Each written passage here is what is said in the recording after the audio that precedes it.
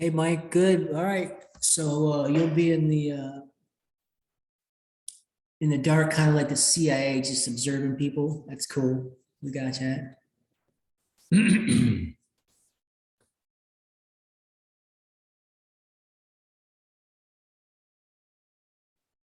Anybody going on camera tonight? Joe, Javier, Steve?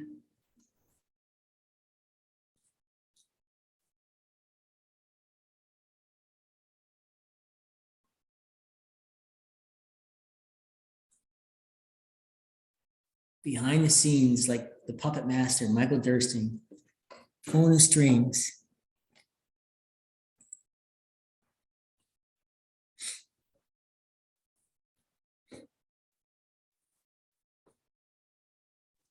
There is. Oh, Steve Cantor. Yes, hello, Dean. You got like one of those sultry radio voices. Me. Yeah, you do. I just got a slight accent, you might say, but I that's know it. you got an accent, but It's a very slight accent. Yeah, yeah, that's what they tell me. you can tell good stories, I'm sure, around the campfire with some marshmallows.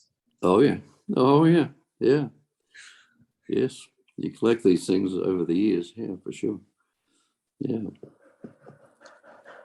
Well, since you're the only one on video chatting, what do you want to celebrate? Okay, well, okay. So the finesse wedges are going well. I mean, I really have a good feeling about them. It's not 100%, but it's about 95%. And then there was one I hit today, probably at 25 yards. And I didn't use the technique that you've told us about cocking your wrist, rotating, right shoulder back, and then the head goes down, the weight comes forward. That one, I just used a different technique with keeping my arms firm and not bending the wrists or the elbows. And I was able to get spin on it and hit it up to 6 feet and sank the putt. So I like that sort of thing. That's fantastic. I mean, we'll talk about that. I did a training the other day in the group about less wrist break. Yeah. So you have more consistency. No wrist break at all. No. So I feel comfortable about that. The putting with the new grip, the regular grip, comes and goes, but that just takes time. I think that's what I'm thinking. I will tell you one thing. I found that rather than cock my left wrist this way, I'm finding if I do it the opposite way, I'm in a better groove. It just feels better. So I can go back and forward almost through a straight line. Yeah, slightly bent. It's more in the middle of your body. Yeah. No, it's actually whatever you call that. I should know. I would call it slightly bent. Okay. The putting Well, stroke. okay. What I found is if I cock it like you do normally in a swing, and don't uncock it, then it's a more firm feeling through the arms and the wrists. So that's what I'm working on. And I've had some success, and I think I got 4 out of 5 on the meter rule. So it's coming along. Not 10 out of 10. When I'm not there yet, but we're getting there. You doubled your progress. That's really good. Yeah, that is progress. Yeah, it's taken a lot of time, but that's okay. That's okay. I have lots of time. Good. Welcome, everybody. Anybody else want to celebrate anything special? Hey, Dean, this is Greg. First of all, thanks for doing the training. I got a question for you real quick. I noticed, last week we talked, you talked, and I noticed we're just talking about the wrist down, as it comes through ball impact. I understand that. But also when you do the educated hands and you do, accumulator number 3, where you kind of roll the wrists, can you tell me how they go together, please? Yeah, I got the second part. What are you talking about? The first part? Say that again. The hands down, through the impact area, through the impact fix. Yeah. As you were talking about, and as you said, like the club never passes your hands, as you go through your, through the follow through. Mm-hmm. My question to you is, you do the drills about, the power accumulators, number 2, cocking, number 3 with the finger, and you roll the wrist kind of. How do they go together? Sure, yeah, okay. I'll Does that, cover does that make sense, my question? You know, and Yeah. as I watch, other videos of some pretty good golfers, it seems like, they use power accumulator number 3 more than they use the hands down with the left wrist. So just trying to put both together. Sure, so let me just go over, I'm gonna go over all the accumulators so we kind of understand them. So he's talking about power accumulator number 2. So if we look, there's 4 power accumulators and 4 pressure points. So power accumulator number 2 for a right-handed golfer is going to be the hinging motion or the cocking motion, up and down motion of the lead hand. And so there's also pressure with these knuckles, these fingers here.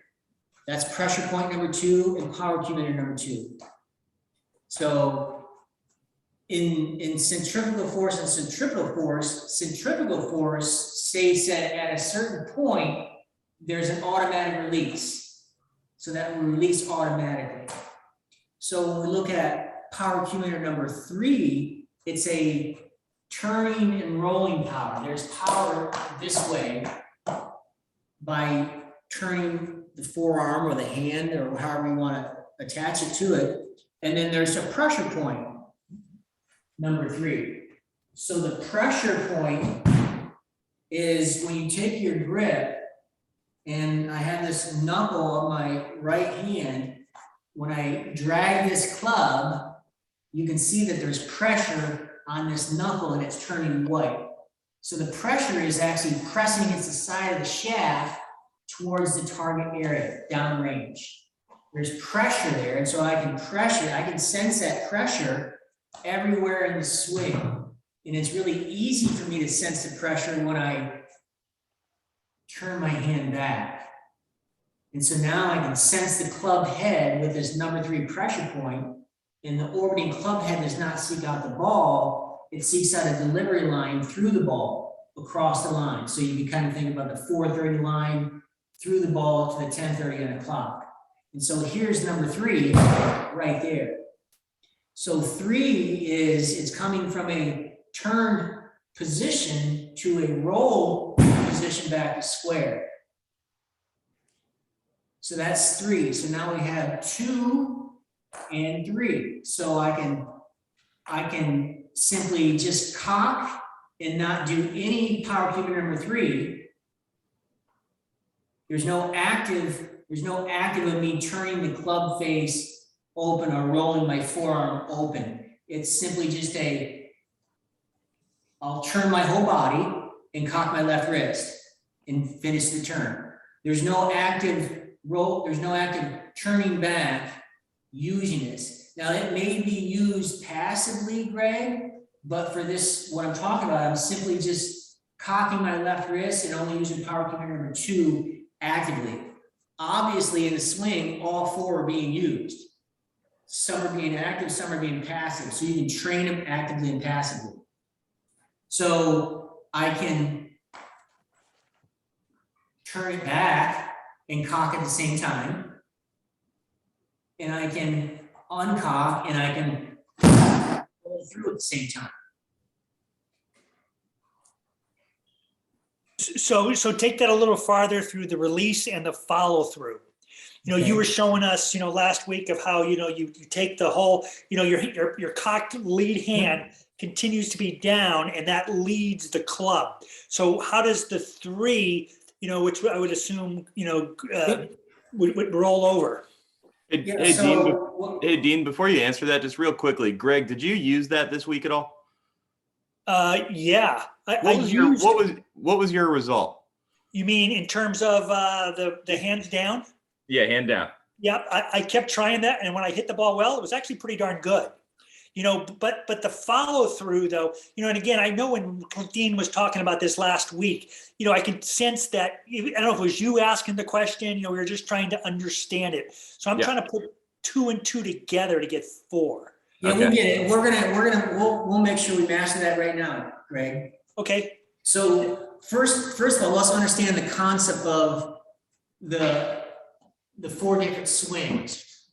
We got finesse wedges, which includes pitching and chipping, we have the bunker, we have the distance wedge, we have the full swing.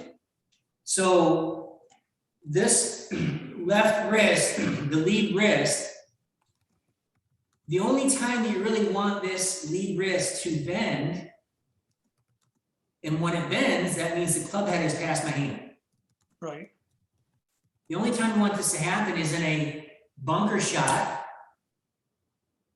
a flop shot, a small little finesse pitch shot.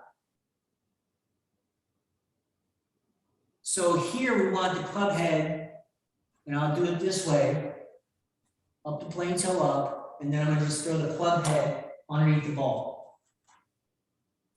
So this is, the club head is passing the hands, and it's also the left wrist is breaking down.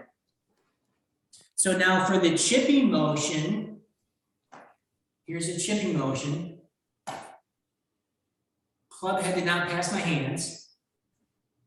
And the way that you really work on this, Greg, is when I swing here, I'm gonna take small swings and just like swinging like 20 yards.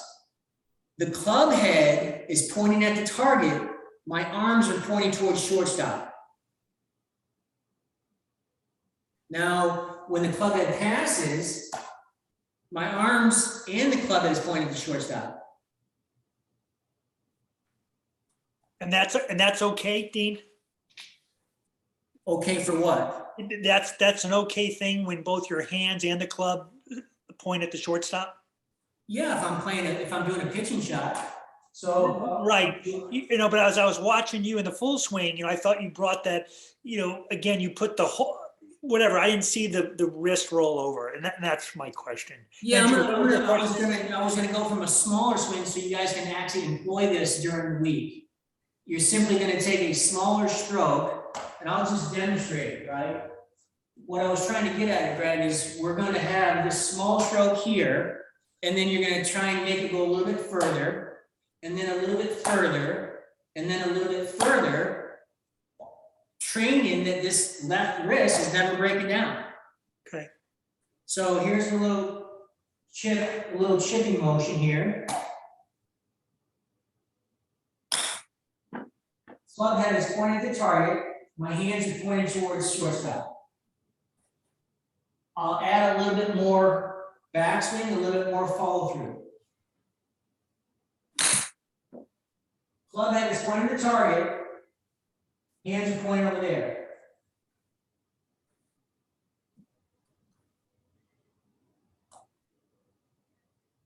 I'll take a 9 o'clock distance wedge swing.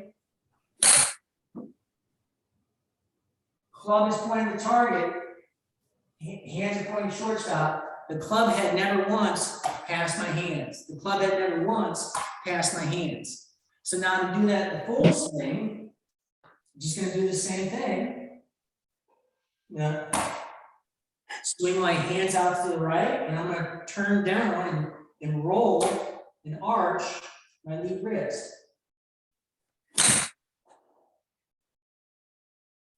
Now, maybe at the back of my head, does this break down? Sure, it has to. So the way to train that is you can over roll with your left wrist, and then let your left arm do a spaghetti arm on the finish, where you're gonna let your left arm bend. Now you can see that this is rolling, it's still arched, and I'm just keeping it arched. My body's still rotating, and I just bend the arm. Okay. Now, if you take that LC1, we talked about this here. Well, even without the LC1, you can take your forearms and really kind of get them together. And it looks like this.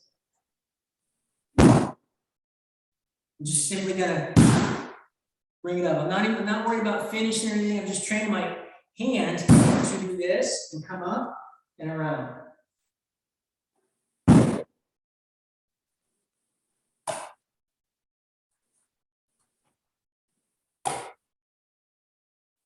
So right there, you rotated them over. on that one, the last swing? Because that was a finesse wedge or a, yep. They're still behind my hands, dude. Oh, okay. It's an appearance. What I'm doing is I'm basically just doing this.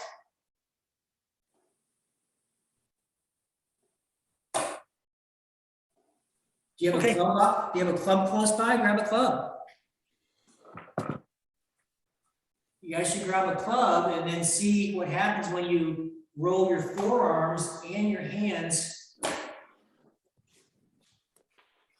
Oh, but you're rolling your forearms in the follow through. If I'm using power cumulator number 3, I'm rolling the forearm right here. Okay. Just like Kirby Puckett. You know, the baseball players get their power by rotating their forearms. They don't have to worry about over rotating the club face at impact. They get most of their power from their wrists and then rotating these forearms over. The forearms have a lot of speed. You guys can train the speed. Assume this forearm rotation. And so you might get to a point where you overroll just to get practice, and then you'll get experience. You open here and you close the square here, but this is bent. Okay. I'll work on that. Thanks. Andrew, I saw your comment on that. So you were experiencing something similar or just trying to figure it out? Yeah, so I went from pretty much one extreme to the opposite, which was basically, ball going about 100 yards and then duck hooking left, and then going and working on that. So I was doing my block practice here at the house, just working on the swing and doing that over turnover. And then when I got out to the range, it was just hosel rockets and pretty much shank straight to the right. So what I'm thinking is just after doing what you were just saying, Dean, is I think I may not have been, I think I wasn't rotating, doing the, whatever the right hand side was. I wasn't getting that turned over. I wasn't releasing the hands, but I wasn't. So let me simplify it for you. If you're really rotating the club head closed and your hands stop, you're going to duck hook it. Right. And then if you really fire your hands and you forget to overroll it, or you forget to roll it, you're going to hosel rock it. I think that's exactly what was happening. I had So both. one time you're really firing your hands and you're really firing the club head through here, but your hands stop. Mm-hmm. And if your hands are here, your shaft is vertical, yeah, you're not going to be very good. Mm-hmm. So this goes back to the training we did last Wednesday where we had everybody work on a perfect backswing. And then we worked on back and then our hands. So my hips and my hands are going to come down at the same time, right to impact. Now you can see right here, I ain't going to hook any fucking ball. If my hands are up here, I can rotate as much as I want. As long as my hips and my hands are driving, it's likely that it's not going to overhook. Unless your grip is closed at address, and then when you do that, then yeah, you're gonna put a big hook on it. And you'll start to find that you might take your grip with 3 or 4 degrees open and then play that big fire in the hands, and then still 1 degree open at impact, but it's still gonna cause a draw because you're coming from the inside out. But you're actually square or 1 degree open to the hand path. Not the target line, but the hand path. Remember, the hands are swinging this way. But that's a great question. I'll cover all this stuff tonight if you have more questions like that. Thanks, Dean. You're welcome.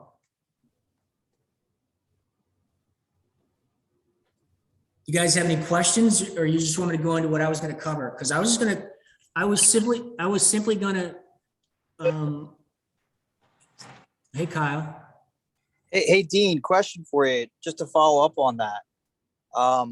Literally, I watched the video from last week, and I think that's the reason why I feel like I overcook my draw, and it's more of a hook. Is that because of the fact that my lead front wrist isn't finishing through, and I'm almost swinging too much? So I always tell myself on the tee box, if I get my grip right, I can swing as hard as I want. And So what it's the that- grip then. and what- I'm too close then, more than likely. Yeah, and what that means in English, yeah, plain English is if my grip here is square, it's likely I'm gonna overhook it.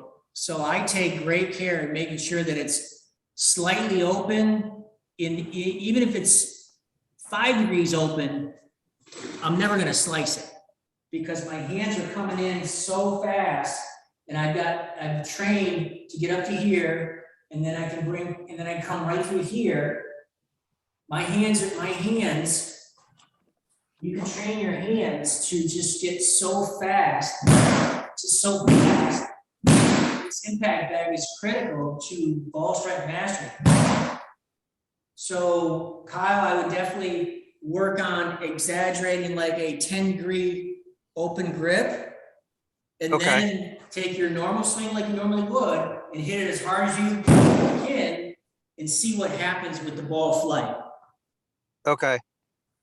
So more than likely, it's just the fact that I have a closed club face and a dress, and that's what's causing me to it's overcooking my draw, basically. Right, is what I'm and saying. the only other reason, well, another reason that it might overcook is if you just dump the club head here and then the hands stop. You see the club head just got in front of the hands. Okay. That could be it too. All right. That was why I was thinking about that lead front wrist that you were showing in last week's Zoom call. Right. Right there. So if my hands are driving, the club head's still behind me, so I can't overcook it. But what Okay. happens if your hands are not, and the club gets up here, even just at this angle here at address, vertical, and you fire, if you're rotating your hands closed like that, you'll overcook it. Yeah. That's probably what I'm doing then. Okay. I would say it's both. One time it might be that you drive really hard and then you dump it, and then the club now is in front of your hands. Mm-hmm. Means your hands have stopped, or your face is closed at impact to the plane. And I do that quite a bit myself, where I hit this great shot, but my grip, I take such a tight grip, I squeeze the club to death, that ends up making the club face more closed when I straighten out my hands. And this is where we are at impact, full extension. Mm-hmm. Okay. Thanks, Dean. You're welcome.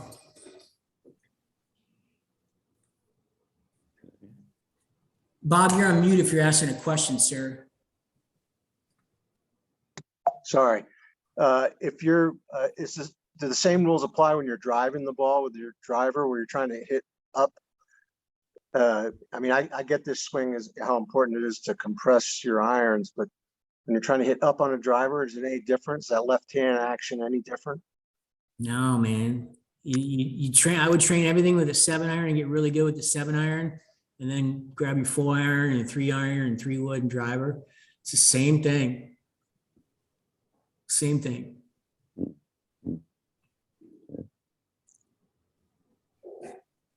Got it. Thank you. Yeah.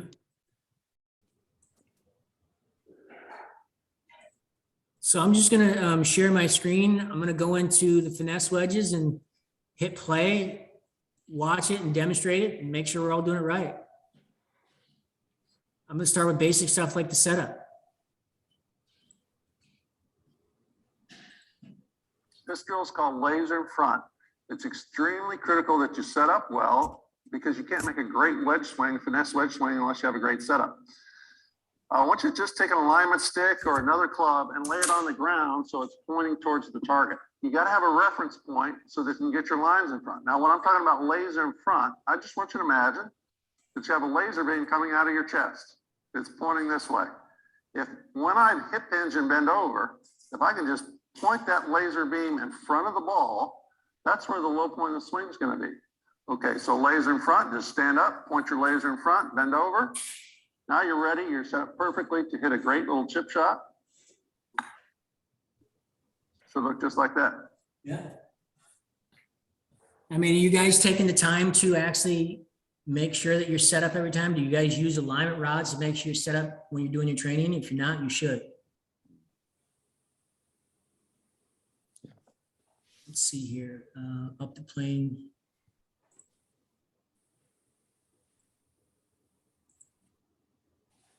I like to give you a little tip I call up the plane, down the plane. It's extremely important in your wedge game that you deliver the club on plane so you have the correct angle of attack.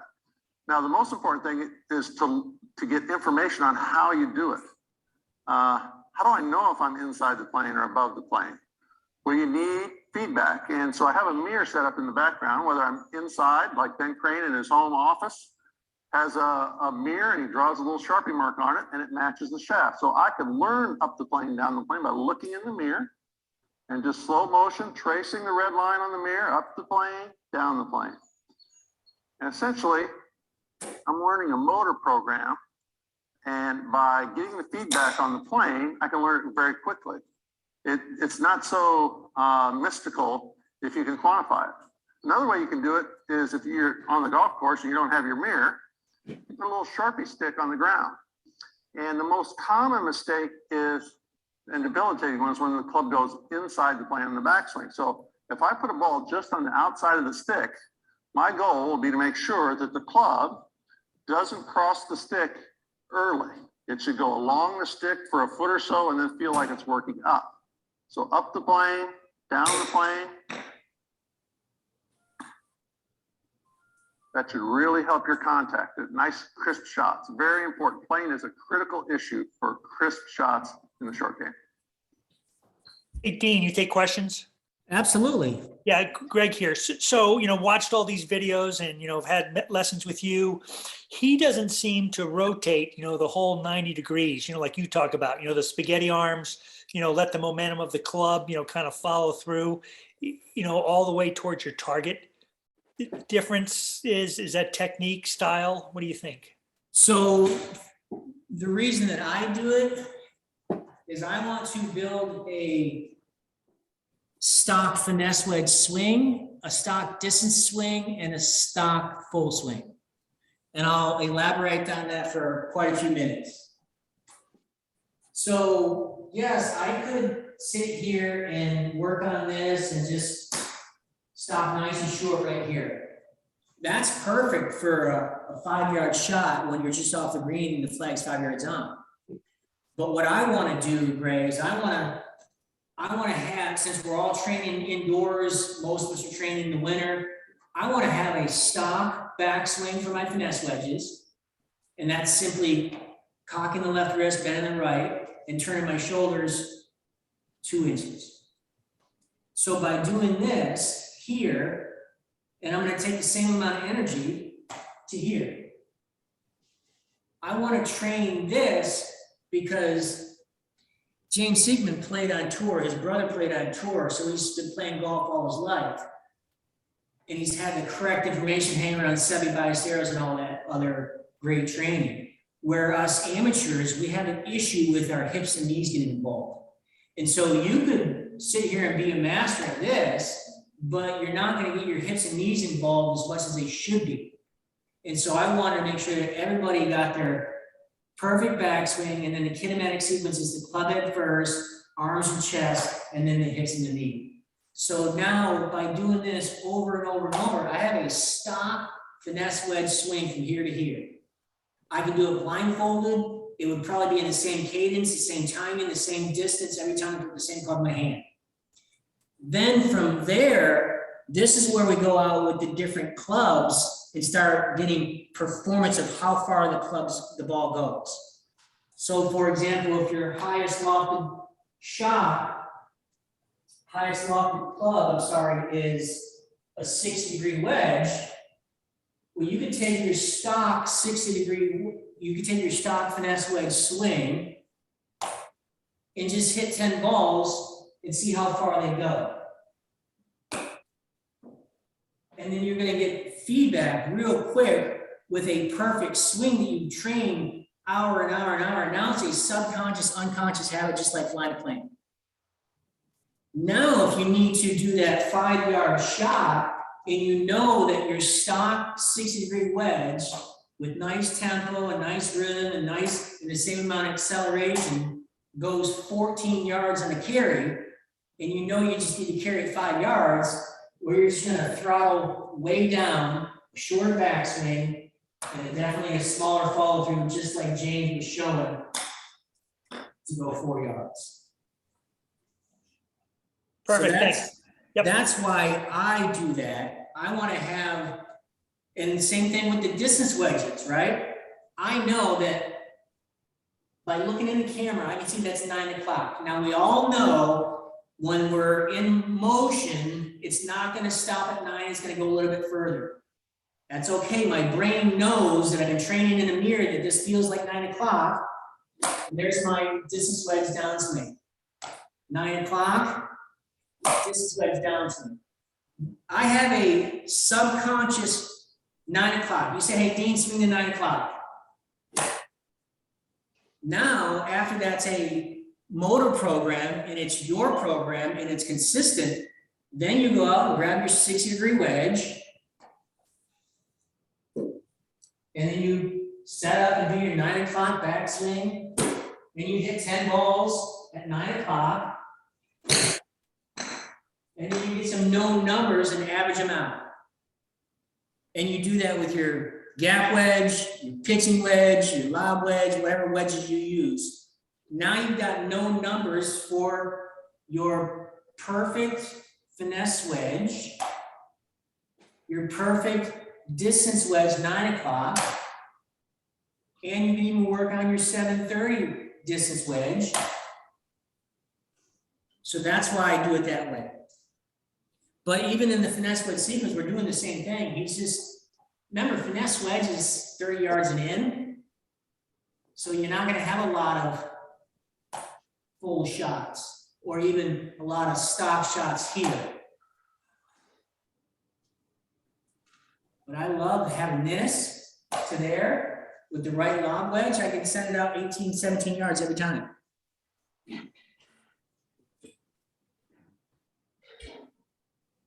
Bring on some questions, guys. More of a comment. I mean, I think that's the only thing that I've,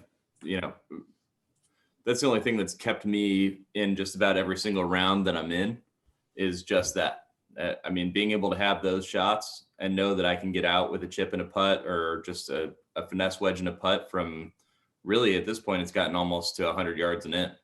I mean, it makes the world of difference. If you can dial in that 9 o'clock and down, it makes such a big difference. And for me, I noticed that if I don't do that full turn, and Greg, this is, to you, if I don't do that full turn and get my legs through, that's when I start flipping my hands over and my hands stop.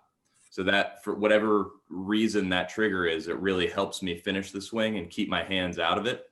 Or I shouldn't say out of it, but it allows me to naturally progress through the swing in sequence and lets me stay on target. Well, let me help you with a little bit of the distance wedge then, from say, let's say 82 yards or 65 yards or 97 yards out.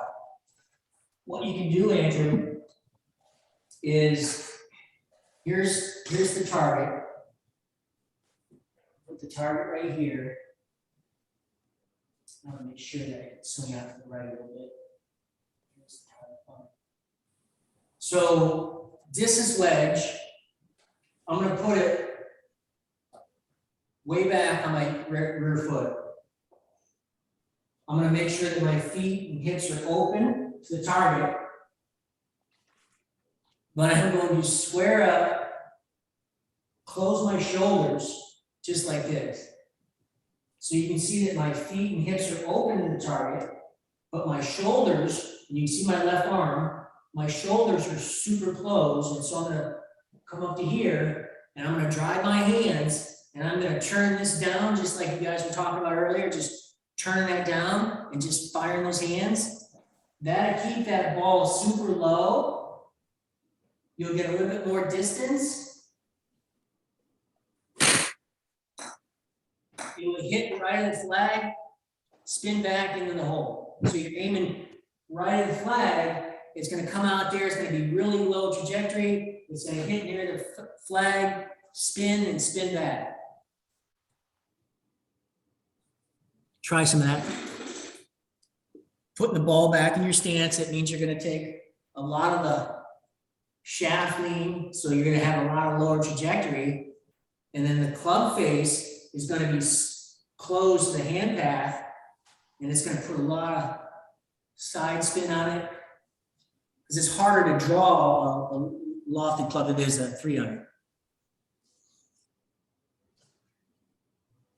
Any other questions? Nope.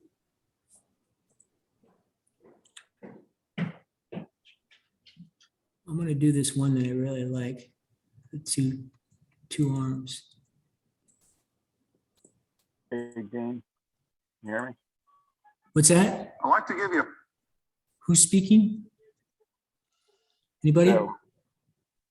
Okay. a right arm only drill that I think will really help your short game.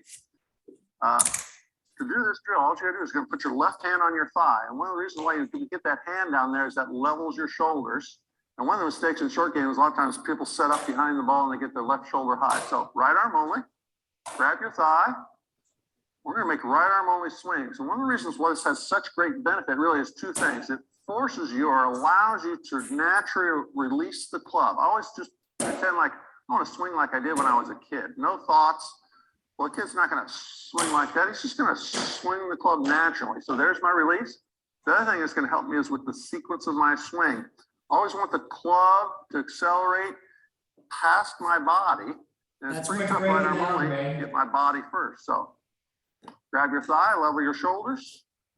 Little right arm only swing.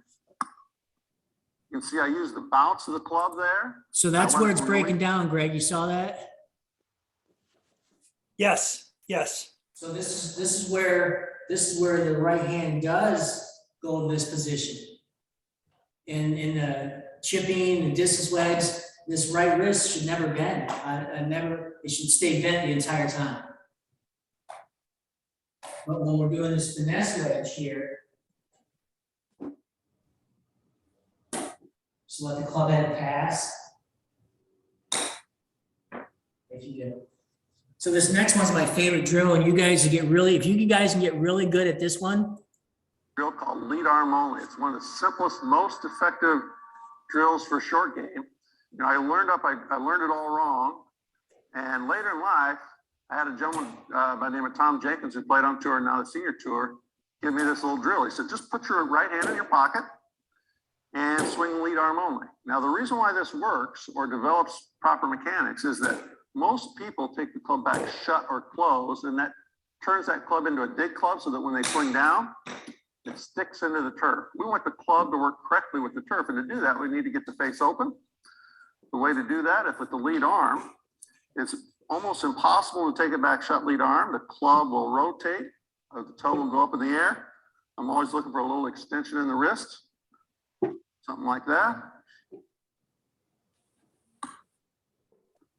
Lead. Perfect.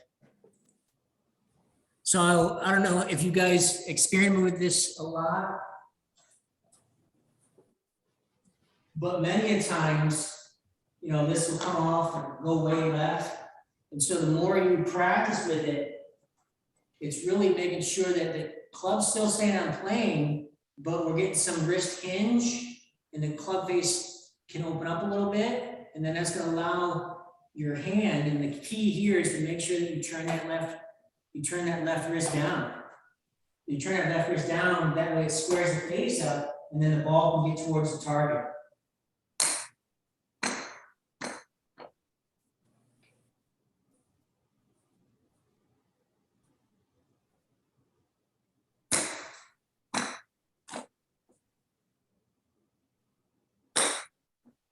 little sequence.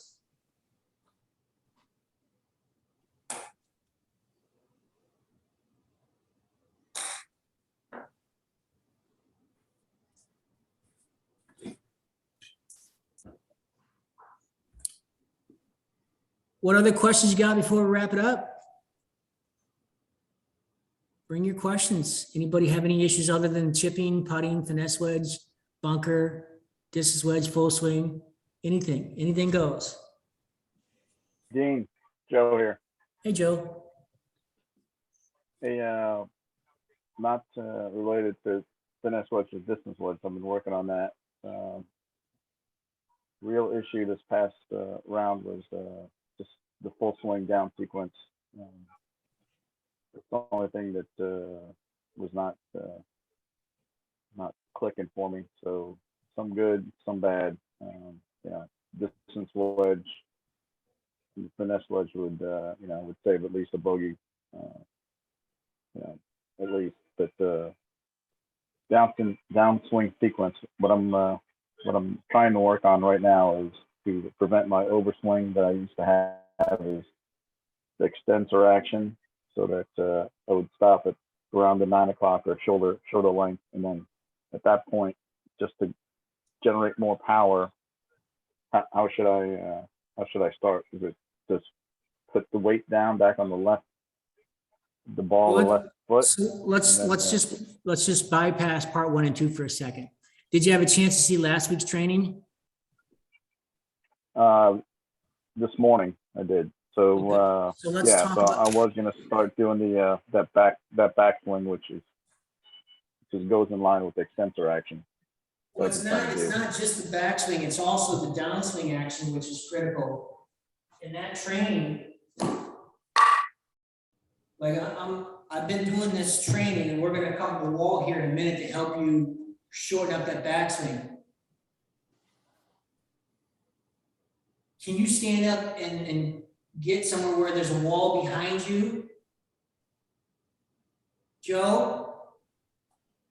Not right now. Okay, well, if we look at this here, I got this set up here. So you're concerned about the downswing sequence. So all last week I did this training, but I've been doing this drill to where I'm making sure that my pivot turns. I don't want this club going behind me. And that's been a challenge you've had. So from here, all I'm gonna do is hinge or cock my left wrist, power cube number 2. From right here, I'm gonna hinge it, and then I'm going to elevate my arms and finish my shoulder turn. I'm gonna turn my shoulders and my hips to here. I'm gonna cock my left wrist, elevate my arm, and finish my shoulder turn. Now, if you had a wall behind you, Joe, and you went and put your butt against the wall and put your hand up here, and you stretched out your arm here, this is exactly, that would never happen. And so this is the perfect way to get on plane backswing right there. Now from here, I'm gonna take the butt of the club head and direct it right to the ball. Just like that.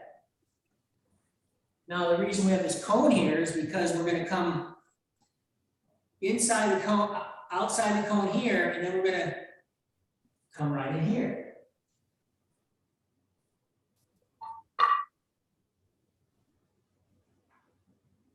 Here, elevate and turn.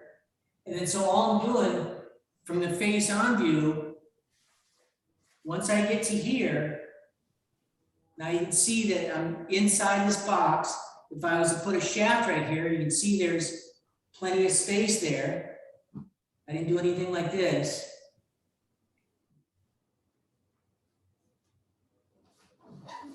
And so I'm coming here.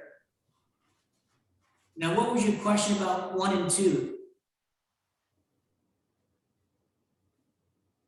Just the start of the downswing with the squat to square, post up, release, and then pushing with the right and then pulling with the left.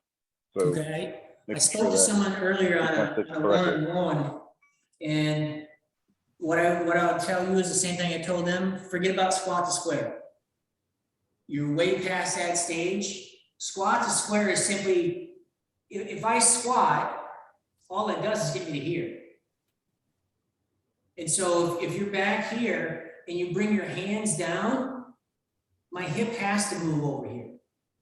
So now let's talk about the hands, because it's the training I did last week, where we get to here, and I want to take the handle, I want to take this butt of the club head, and I want to take the butt right here, and since this shaft has to unwind, it's going to end up right there.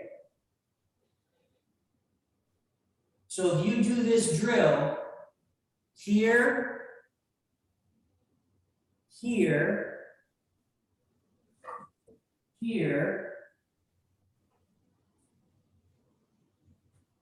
I would spend the next week, Joe, working on this drill, lots of training again of how to set it up. Do this over and over and over and over as many times as you can. And then get on my calendar next week, and I'll take a look at it. This is all I've done. So I made a decision a while back in July that, man, my ball striking sucked. And so I've been working on this only here, and it feels like this. And if I do this, if I do this and keep this club head over here and then hinge and turn, I hit 12 out of 13 greens of regulation because I've been training this just in the camera, just like this. I'm not hitting golf balls, I'm just getting here, and I'm coming in here, and I'm doing that. You can see my left arm, making sure that I'm starting the ball out there. So this is the perfect backswing now. Now I'll demonstrate, and I want all you guys to do this wall drill. And I'm gonna show you this 10, 10, 10. The wall is very simple. I'm going to turn my hips, my tailbone to the target, and put my back of my hand on the wall, and I'm gonna take my left arm and stretch it, and I'll look at the ball. And I'll repeat it. Turn the hips, put my hand up there, and stretch this whole thing out. I'm doing this, put my hand on the wall and stretch this whole thing out. This is what it's gonna look like. You can see the camera, make sure it looks exactly like this. All I'm doing is I'm taking my tailbone towards the target, put my hand on the wall and stretching out. And then after doing it enough times, it's just simply right there, it's the same thing. So I've done that wall drill 1,000 times. Now, how do you add in a club? You don't hit the wall. Because some of us are so used to coming up here and hitting the wall. We're so used to doing this. We're so used to taking that club head behind us and up here and then rerouting it. So what you do is you take the opposite end of the club and you're simply gonna just turn this way and then hinge. So I'm going to turn this way and then hinge. Turn this way and hinge. So now what have I done? I've got my butt against the wall, back my right hand's up there. So I'm gonna turn and then hinge and then finish the turn. And you do 10 of these, do 20 of these, do 30 of these. Oops, I just hit the wall. I just hit the wall. So then you turn the club shaft around. So this is, so here's what I just did. I went like this. I'm making sure that I have my power package, my triangle right here. I'm just turning the triangle. Then I'm gonna hinge the left wrist and then get my hands up here against the wall. Here, hands up to the wall. Now I'm also making, so you can see my hips are turning. Then I take the other end of the grip and I take a normal grip in the club. Slow, hinge, club, up. And so now that's a new my old pattern was here, and I got really good at getting up there, but the club was off plane for a bit, and I had to reroute it. So now I'm gonna keep doing the drills all this year. I'm gonna keep exaggerating, coming out here, and then hinging, and then turning. And then all from here, all I have to do is fire my hands at the ball.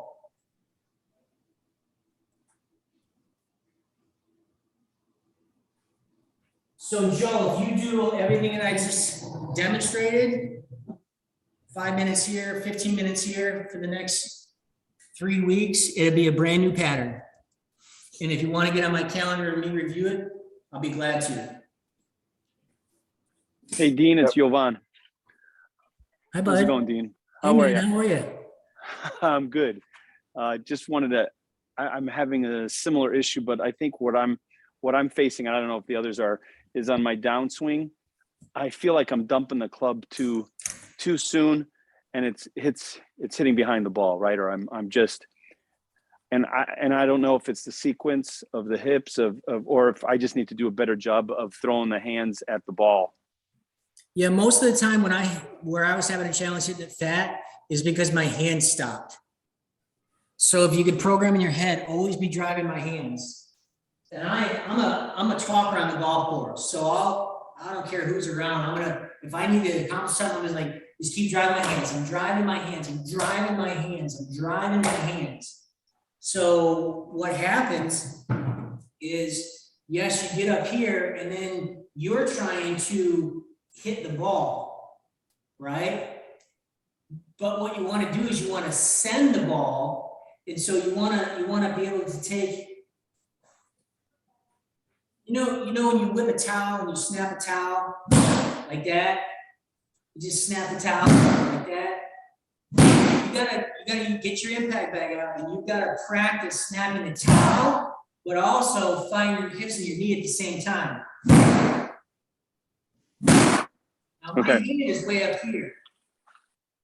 So what might be happening, Jovan, is you might be doing this, and your hands are stopping.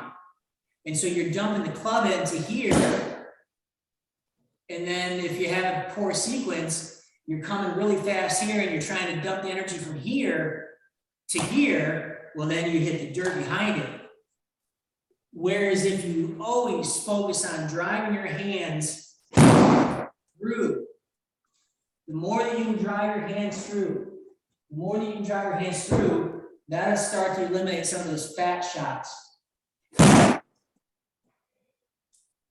Okay, thank you. I appreciate that. I'll be working on that. And we always talk about this move here, right? From here to here. Well, think about that. So you're going from here to here. And we want to get this elbow leading.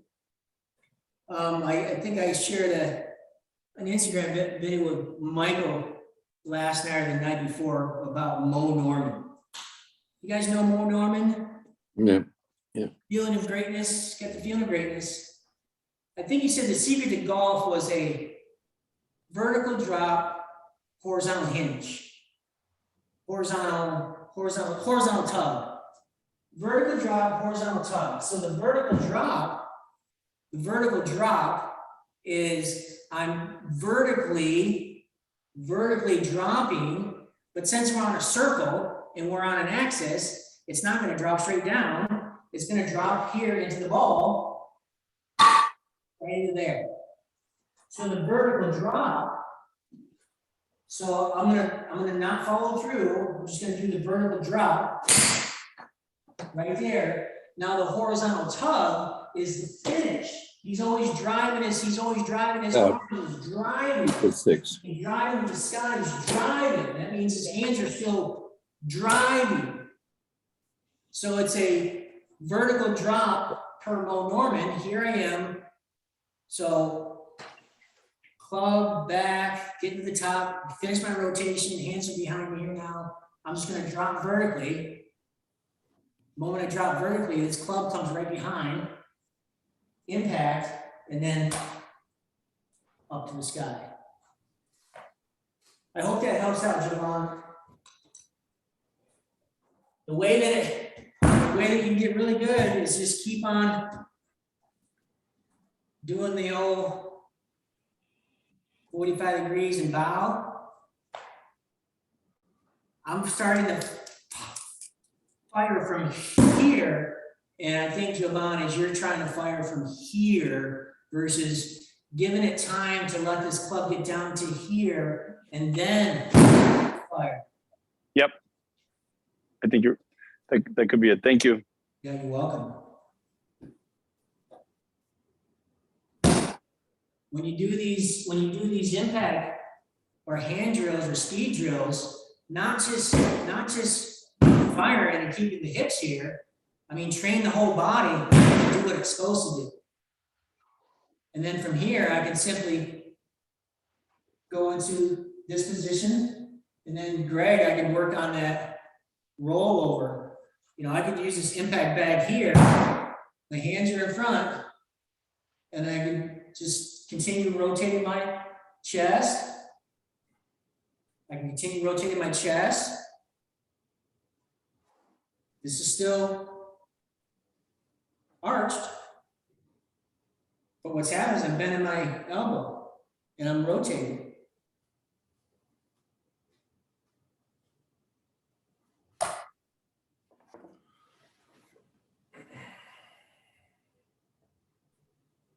The way that I did the training is I put my forearms really close together, and I would do this. My forearms together, and I keep this left wrist arched. How do I get my arms to bend? Well, I got to bend my elbows. In order for me to keep this here from going there, I have to just bend my elbows. Try that real quick, Greg.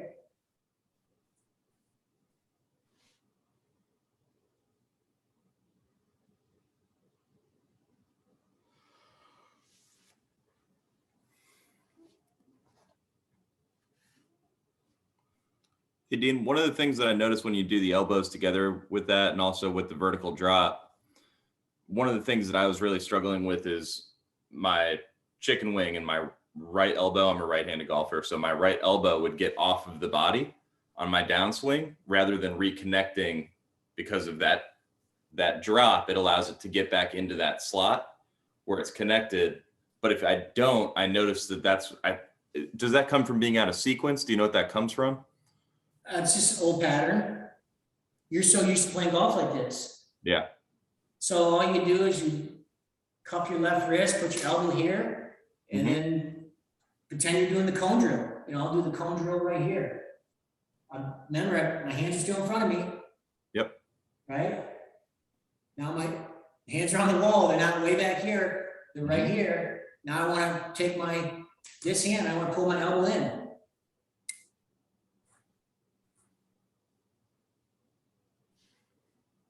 So Joe, here's your squat to square, right there, elbows leading.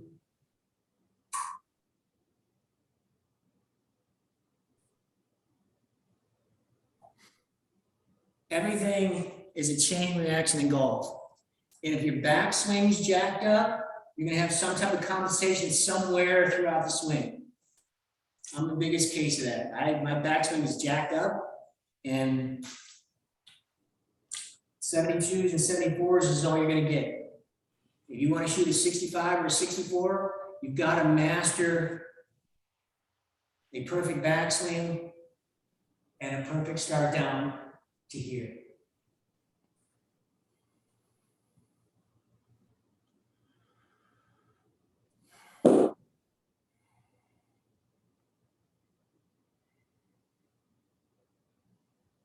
The other thing that may help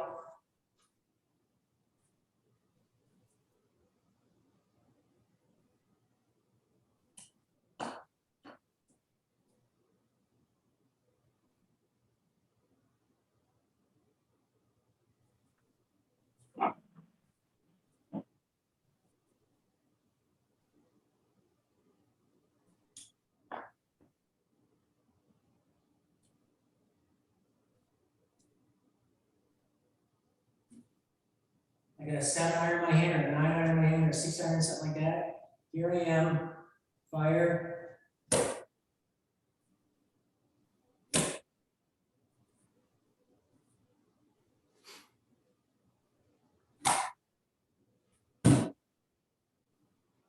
Notice that my hip and my hands are starting down almost together. I mean, obviously the sequence states that the hip should start first, but if you want to train to get the feel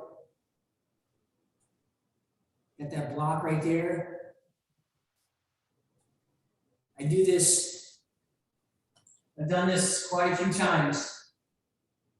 I'll get set up to the ball, work on a perfect backswing, work on the downswing.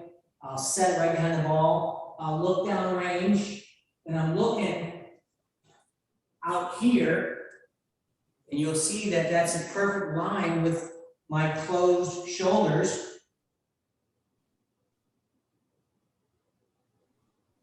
My shoulders are closed. I'm gonna look out there. I'm gonna confirm it.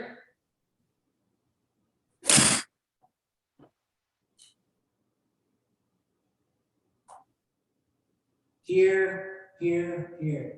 That's all I'm doing. I'm just doing these drills over and over and over and over. The best drill is here, hinge, up.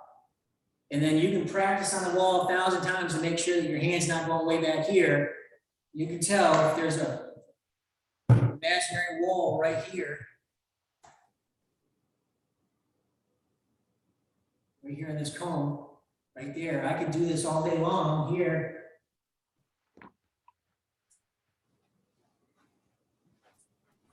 And so when you're trying to build a new motor pattern, the object is to exaggerate it so you get there quicker. So Greg, when we were talking about, turning this down, I encourage you to turn this down like crazy. Like try and hit some 30-yard hooks.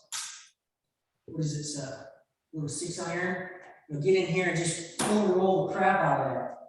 Get here, send it, just overroll it.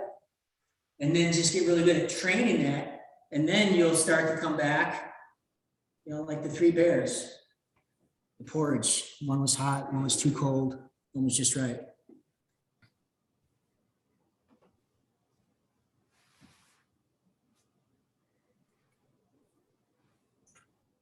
So if no one's got any other questions, then that's a wrap.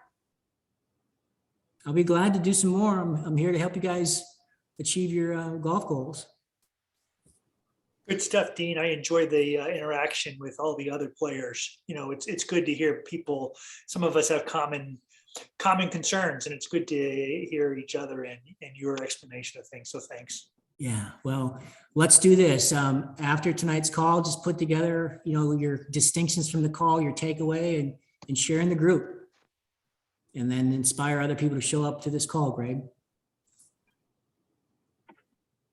Hey, Dean. Hey, Michael. Mike. Hey, Michael.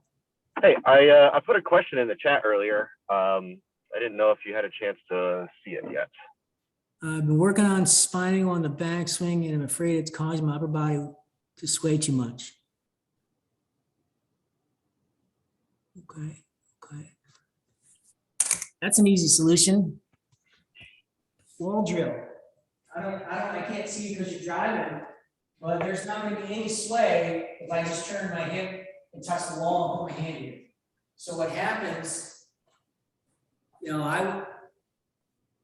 we can look at a gap. So when you sway, what happens is you're doing this, right?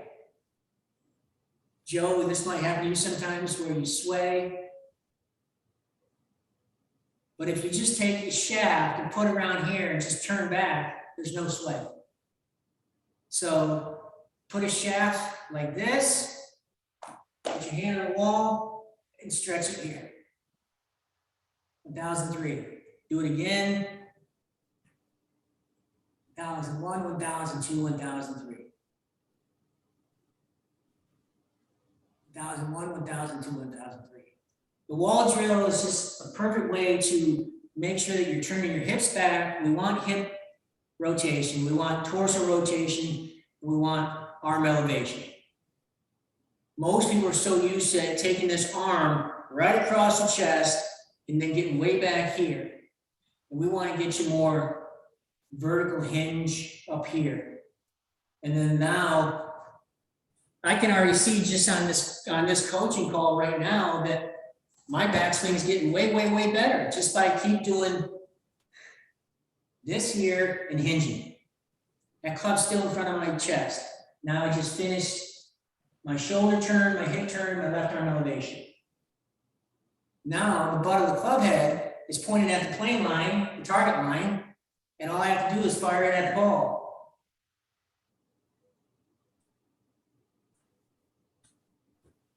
So if Yeah, you that helps a lot. What's that, Michael? So that helps a lot. That's going to give me some stuff to work on now. Yeah, if you guys missed last Wednesday's call where I set up backswing and downswing at impact, I would watch that to detail till you can teach a class on it and demonstrate it. Because if you can teach it and demonstrate it, well, then you start to get it into your brain. That's how the brain works. And then I'll see you guys. If you don't have any questions, send me a message, get on my calendar, whatever your challenges are. I want to help you. If not, I'll just see you next Wednesday night at 7 p.m. Thanks, Dean. Thanks, everyone. Thanks, everybody. See you guys. I appreciate you showing up. Thanks.